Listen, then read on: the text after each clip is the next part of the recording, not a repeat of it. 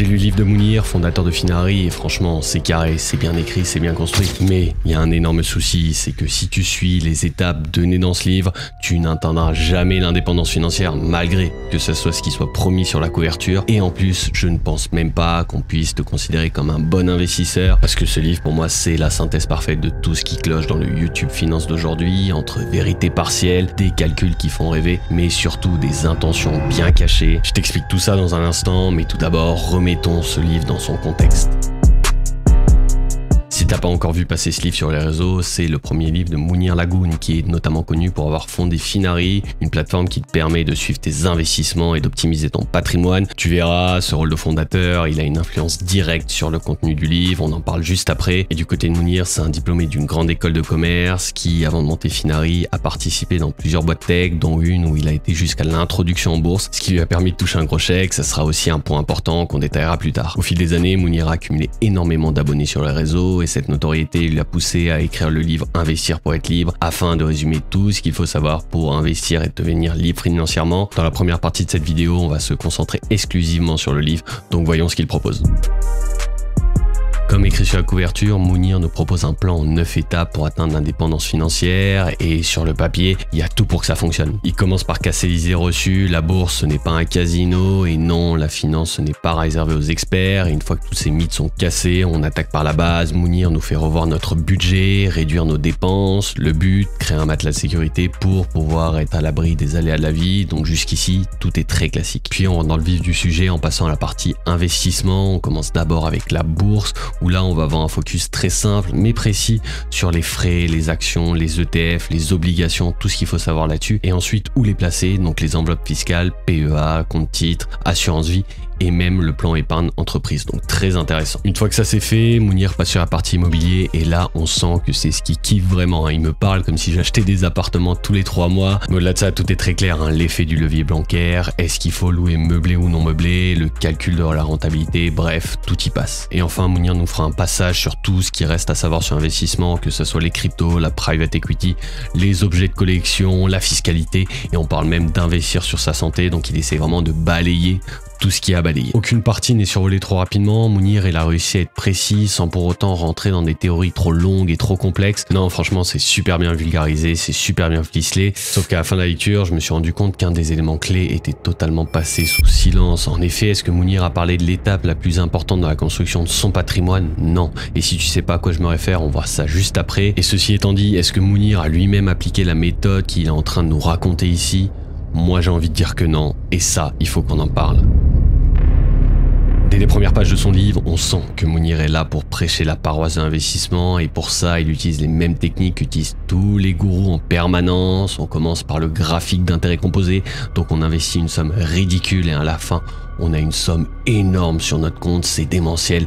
Et oui, c'est normal parce que c'est la 8e merveille du monde, c'est Einstein qui nous a dit. Einstein n'a bien entendu jamais dit ça, mais une fois qu'on a vu la puissance des intérêts composés, on calcule le patrimoine à atteindre pour pouvoir vivre avec une rente selon la règle des 3% et donc atteindre notre indépendance financière. Et ce qui me gêne le plus dans ces calculs, c'est qu'on oublie encore et toujours un paramètre clé, l'inflation. Et pourquoi on l'oublie? Eh ben parce que si on compte l'inflation dans le tas, ça fait beaucoup moins rêver. N'oublie jamais que quand tu as 2% d'inflation, qui est la moyenne globalement en Europe, en 35 ans, ton argent aura perdu 50% de sa valeur. Donc ça veut dire que si tu te dis aujourd'hui j'ai 25 ans, je veux partir à la retraite à 60 ans et grâce à ce calcul je dois atteindre tant de patrimoine pour avoir 3000 € de rente par mois, bah si tu suis ce calcul, quand tu auras 60 ans, tu auras le même pouvoir d'achat que tu aurais avec un SMIC aujourd'hui.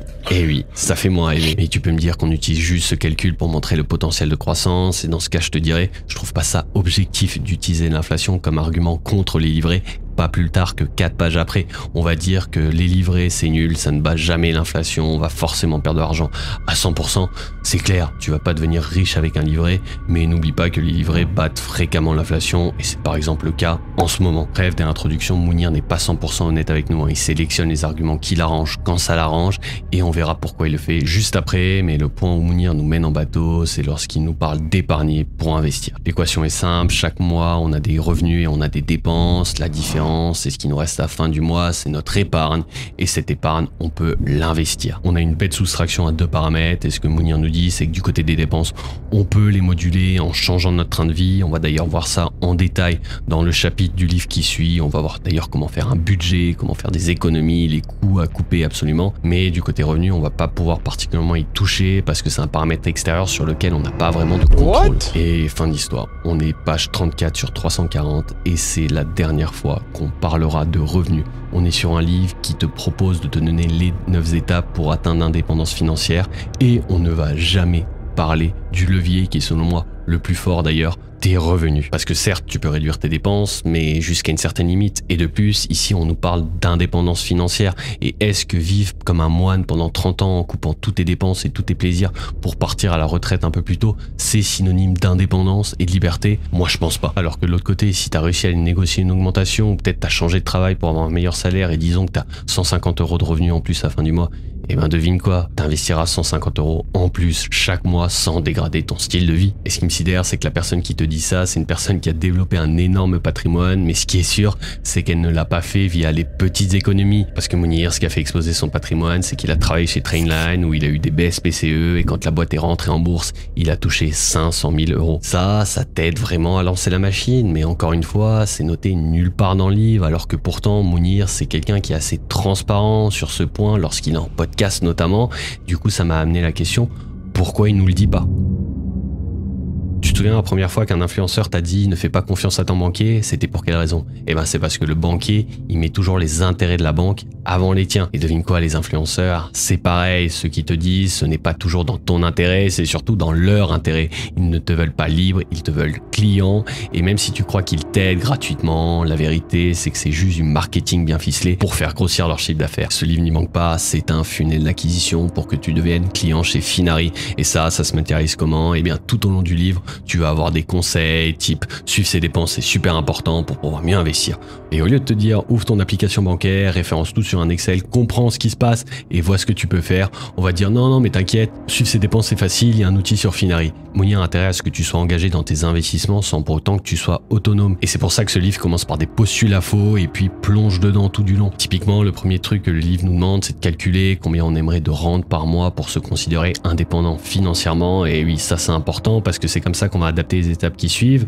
Sauf qu'on oublie l'inflation. Là, on est en train de te demander comment tu vas préparer ton marathon, mais on t'a pas dit qu'en fait ça sera un ultra-marathon de 80 km. Enfin bref, je vais pas m'étaler dessus, mais moi je trouve ça fou qu'une plateforme qui te promette de suivre tes dépenses, d'analyser ton patrimoine, de regarder les frais que tu as en trop pour pouvoir les optimiser. Et de l'autre côté, le fondateur de cette plateforme, il oublie de te dire qu'en moyenne, ton argent, il perd 2% par an. C'est luminaire. Mais franchement, je pense pas que Mounir soit malhonnête, je pense juste qu'il est piégé dans l'image qu'il se donne, l'image de ce mec normal qui se crée sa liberté financière en investissant tous les mois.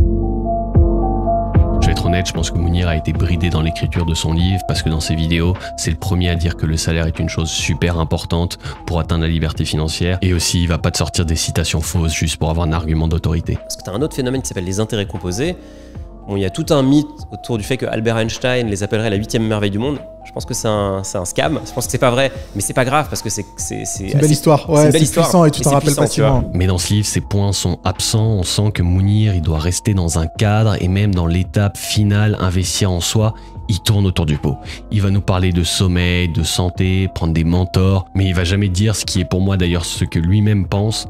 Forme-toi, développe une nouvelle compétence, trouve un taf mieux payé, monte dans ta boîte ou même lance ton projet. C'est que des choses que lui-même a fait, mais moi je lui en veux pas parce qu'il faut bien reconnaître une chose, Mounir c'est un tueur, c'est l'un des meilleurs entrepreneurs français en ce moment. Il a réussi à créer une communauté totalement démentielle sur les réseaux, ça a permis déjà à beaucoup de gens à se lancer en investissement et en plus du côté marketing, du côté business, il est très fort parce que justement cette stratégie marketing lui permet d'acquérir énormément de clients sans faire de pub. Vous avez déjà vu une pub Finari, il y en a quasiment jamais alors qu'il y a d'autres courtiers qui sont en train de se battre, lancer des millions d'euros pour justement avoir votre attention. Lui, Mounir, il vous donne juste la valeur toutes les semaines sur sa chaîne et franchement, ça c'est très cool. Et même si j'ai joué les avocats du diable dans cette vidéo, faut être honnête, son livre c'est probablement ce qui se fait de mieux en termes de vulgarisation scientifique. Mon seul regret, c'est qu'on zappe totalement l'étape qui est pour moi la plus importante, augmenter ses revenus via une négociation de salaire ou tout simplement changer de taf. C'est pas forcément simple, mais perso, c'est ce que j'ai fait et c'est ce qui me permet aujourd'hui d'investir environ 2000 € par mois. Si tu veux savoir par où commencer, les différentes étapes à suivre, je t'ai rédigé une série de 5 mails, je te mets le lien en description.